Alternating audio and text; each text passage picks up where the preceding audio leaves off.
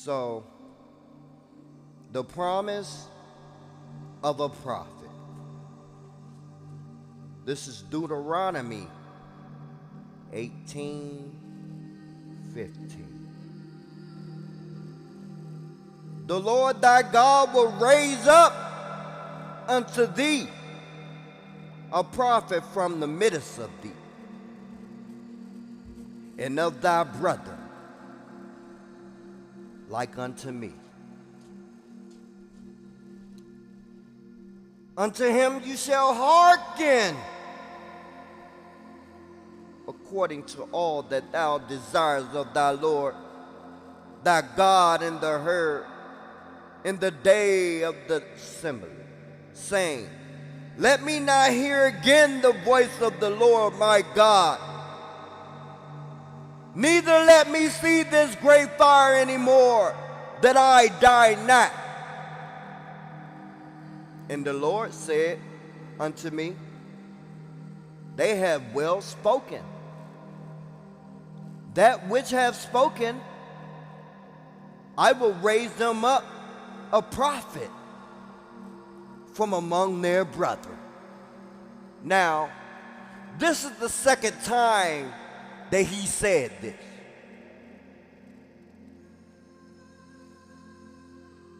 I will raise them up a prophet from among their brethren, like unto thee, and will put my words in his mouth, and he shall speak unto them all that I shall command him. And it shall come to pass that whosoever will hearken unto my words which he speak in my name, I will require it of him but the prophet,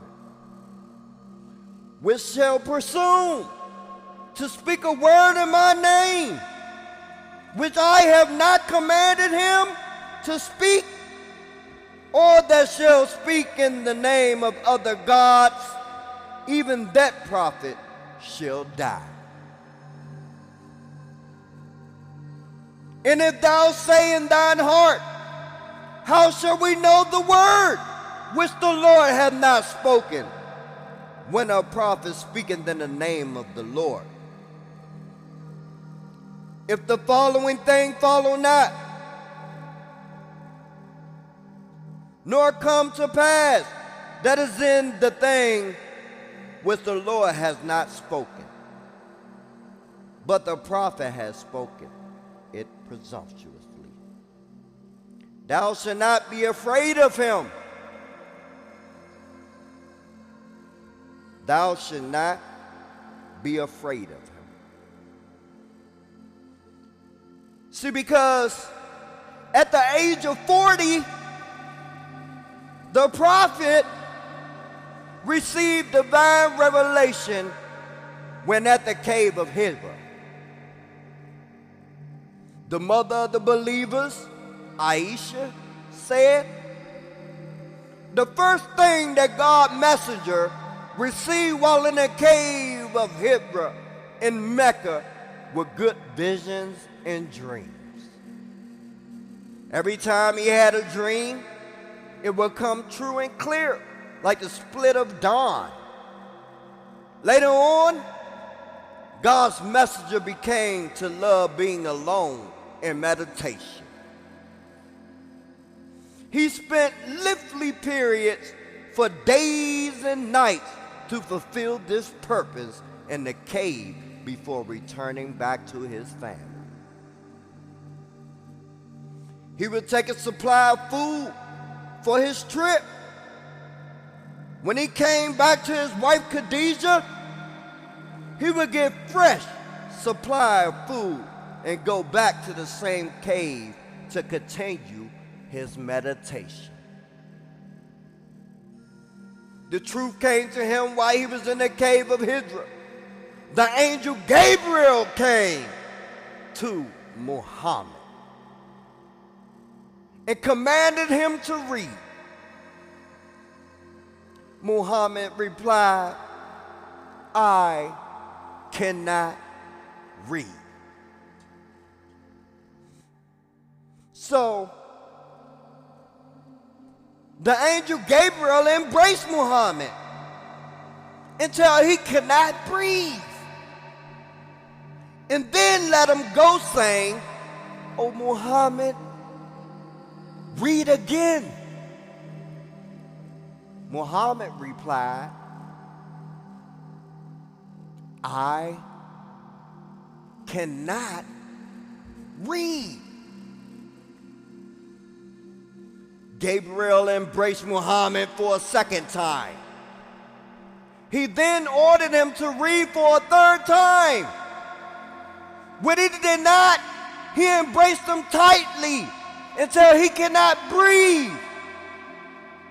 and then released him, saying, O Muhammad, recite with the name of thy Lord, who has created all that exists. He has created man out of mere clot of congealed blood. Read!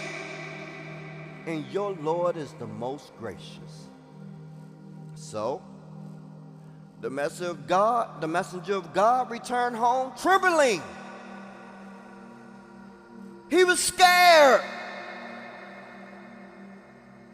He entered his home and told Khadijah, cover me up. Cover me up.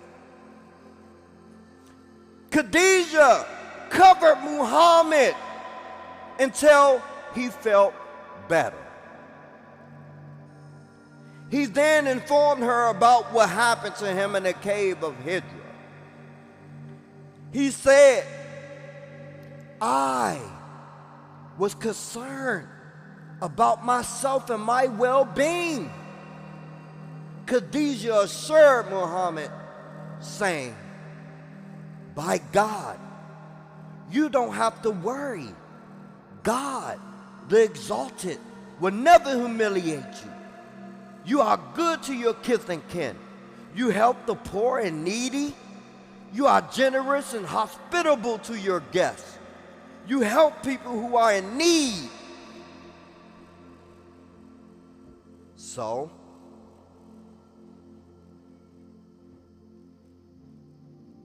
it was said that the Prophet Muhammad sallallahu alayhi wa sallam is the last and final prophet.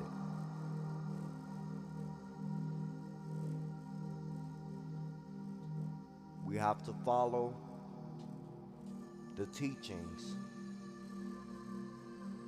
which he spoke and apply that into our daily lives so that we may attain heaven, so that we may attain paradise. May the peace and blessings of God be amongst us all. Amen. Amen. Amen. Amen.